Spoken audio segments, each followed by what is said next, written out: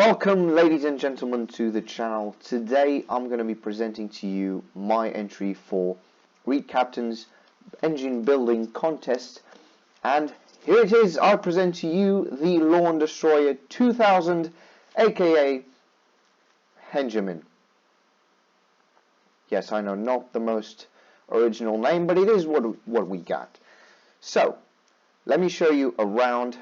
This is the entry. As you can see, it is a lawnmower, or at least it's designed to look like a lawnmower, specifically a race lawnmower.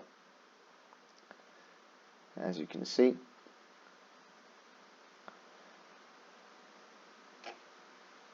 now main features about it, visually at least. As you can see, the biggest one of them all. Here is the engine. It rotates around.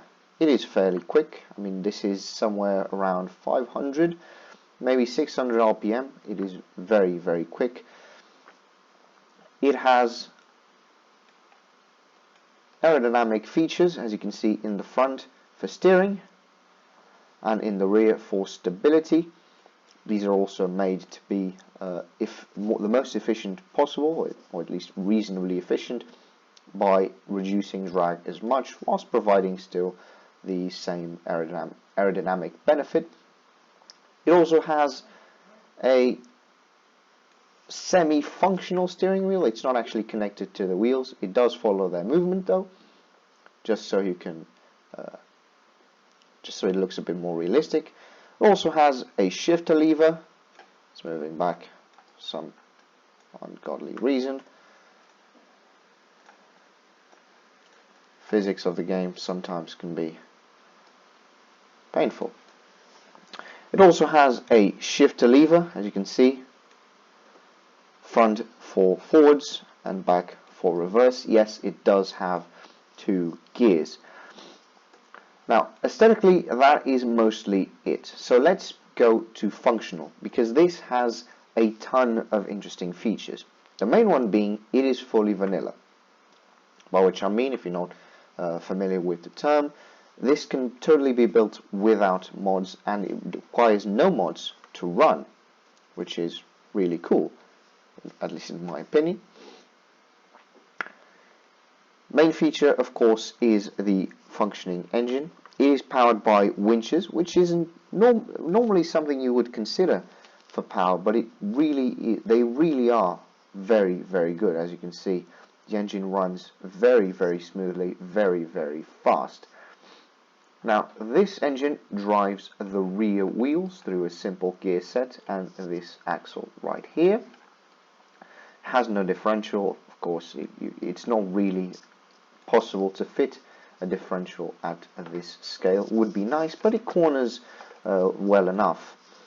Speaking of cornering, how does it actually corner? Well, of course, it has steering, and it has aero steering via the use of these wing parts right here. It also has what's called a reaction wheel inside. As you can see, that's the reaction wheel right there.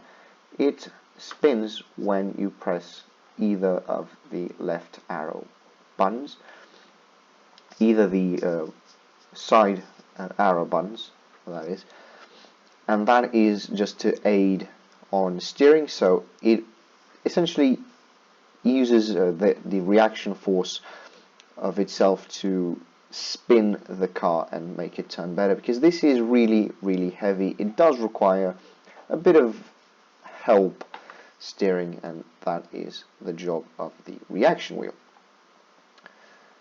What other features have we got? Well, as I said, we have a reverse and forwards gear. Now, because again, just like the differential at the back, it isn't really possible to fit a gearbox in this sort of scale and make it good. You could do something very big and very inefficient, but where's the fun in that? The car would just be very slow and have very low power, which this does not have, and we'll get to that in a bit. So what you actually do is just reverse the rotation of the engine. Right now it is spinning, I believe, counterclockwise, but if I press right shift just above my just above the up arrow key, which is accelerate. As you can see, it moves that gear backwards, and now the engine is spinning clockwise. So we will rotate the wheels the opposite way, and that opposite way is backwards. You can just press right shift again to bring it up. But as you can see, I've been revving my engine all of this time and it hasn't moved. That's because it has a clutch. It is this wheel right there, hidden. If I turn on my God tool, as you can see, that is our clutch. As you can see, it's disengaged. It's transmitting some power. That's the consequence of this system. But it can be fully engaged. How do you do that? Well, you press right control just beside, in most computers, just beside the left arrow key. There we go. Now the vehicle is engaged. So now if I accelerate, if I tap the up arrow key, as you can see, the wheels start spinning. And we can start to move forwards. Just slowly for now. And of course, if you want to slow down, there is a brake if you press the down arrow key.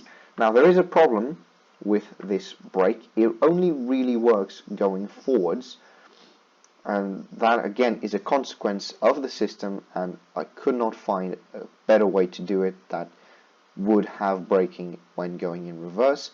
But to be honest, I don't think it's really necessary. I think it works well enough as it is. Besides, you're not going to be going backwards most of the time, are you? But you can go backwards, so let's engage backwards. As you can see, that lever moves backwards, and now we move in reverse. Again, if I press the brake, I'm pressing the brake right now and it's not slowing down. It doesn't work going this way, only works going forwards. Speaking of going forwards, let's actually put it in front, put it in forwards. Let's disengage it, because there is one other interesting feature about this vehicle that makes it really, really good, and it's something that I think makes it, just a tiny bit better, and that is this reaction wheel. Again, it's another use of a reaction wheel, and this is very important, because without it, this thing would just essentially flip over. The engine is so powerful in this specific design that without this reaction wheel providing an opposing force to the engine's torque, it would just constantly flip over and over and over again, which is not pleasant. So this reaction wheel is actually very, very important. Again, it's not providing power to the vehicle, it's not putting power down to the wheels, but it is very important to make the car drive properly. But speaking of driving, let's actually take it for a test drive. So far, I haven't really shown it being driven, so let's do that. Let's rev it, and let's essentially dump the clutch. There's not much you can do. Let's dump it. And as you can see, it is not slow in the slightest. It is in fact very, very fast.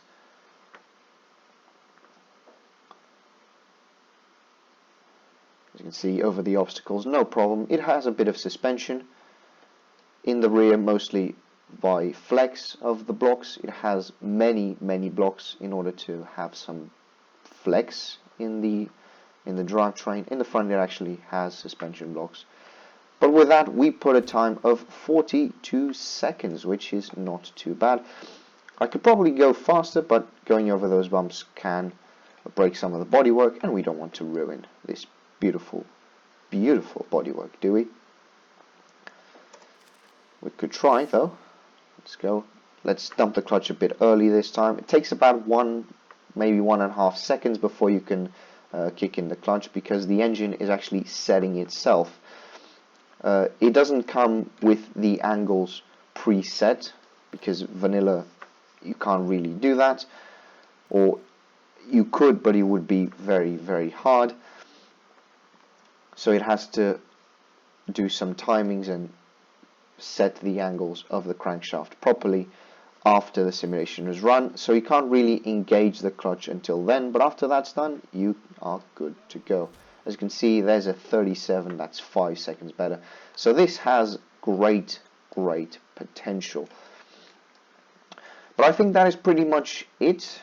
I don't want to ruin the experience. Obviously, after the contest is done, I plan on putting this on the on my Steam Workshop page, so you can have a go for yourselves and have some fun. Until then, I really hope you go and vote, and I hope that vote comes to me. So I will see you in the next one. Bye bye.